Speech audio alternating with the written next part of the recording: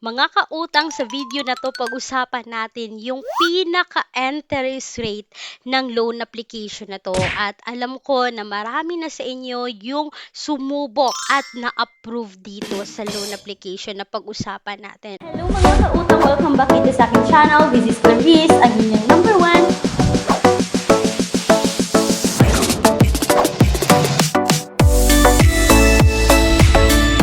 And usually sa mga nabasa kong nagbigay ng mga reviews and feedbacks, halos 3,000 yung nakuha nila, no, kahit sila ay first time borrower, or 3,000 yung ino-offer talaga ng loan application na to. So sa video na to, ili-legit check natin at pag-uusapan natin diretso agad yung interest rate sa 3,000 at kung magkano nga ba ibabalik, kailan nga ba ibabalik, may mataas na term ba, okay ba this 2026. At alam ko mga kautang, itong loan app na to is hindi na to bago. Meron po to sa Google Play Store. At alam nyo ba, nasikat din po yung mga pa-advertise features nila na makikita po natin sa iba't ibang social media platforms. And sa video na to, let's talk about mga kautang kay SC Barrow, Wing of Integrity Lending Corp. Oops,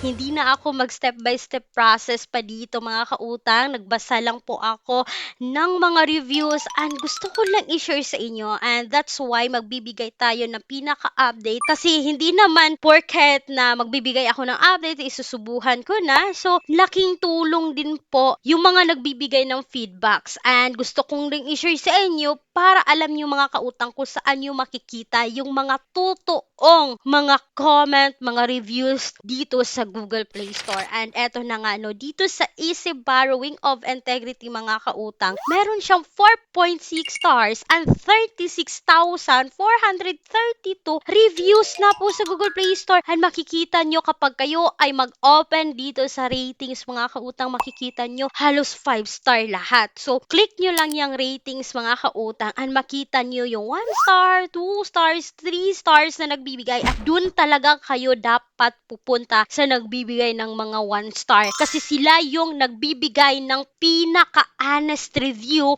sa isang loan application. Ito ay comment noong April 7, 2026. Sabi niya, the amount will borrow wasn't exactly you're about to receive. Sabi niya mga kautang, sa 3,000, 1,800 na lang yung ma-receive at automatic na magdideduct yung 1,200 dito kay Easy Borrow. And by the way sisters company na po si Benny Loan App. And eto pa mga kautang, given March 24, 2026, this year lang yan mga kautang. Sabi niya kung may 0 rate lang daw ang loan app neto, 0 na yung inilagay niya kasi grabe sa fees 3,000 na ma-loan mo 1,800 lang ma-receive mo mga kautang. So yan din yung nabasa ko, di ba? Hindi lang isang tao. At ito pa mga kautang noong February 4, 2026, pareho lang din ng comment. Ipa-flash ko na lang sa screen, kayo na magbabasa mga kautang. And also, noong March 13, 2026, sabi niya, the hidden charges are a bit big. Imagine, sa 3,000, only receive 1,800. So, halos lahat sila, yung nakuha nila is 3,000 pesos. Pero, yung ma-receive is 1,800. At ito pa mga kautang, noong February 5, 2026, no, sabi niya, 5,000 pesos, but hindi niya na-receive ng buo. Yes, may deductions mga kautang. Yung first payment dito is 10 days lang daw. Makita mo doon kung kayo ay mag-apply is may pa 3 installments sila, but first installment po pala dito, bayaran mo na kung magkano yung inutang mo. Kasi sabi niya 4,000 lang daw yung ibabalik, but pagka bayad niya, kailangan niya ibalik yung 5,000 na principal amount mga kautang. So ito lang po yung pinaka-honest review, no, ng mga nagbibigay ng comments and feedbacks about kay SC Barrow. Ang dami na talagang napapaklik, napapautang. It is because of their advertisement mga kautang na mapapa-shocks ka na lang talaga dahil parang totoo. Ang masasabi mong, legit kaya to? Ganito yung offer, ganito yung interest, but in the reality mga kautang, hindi po.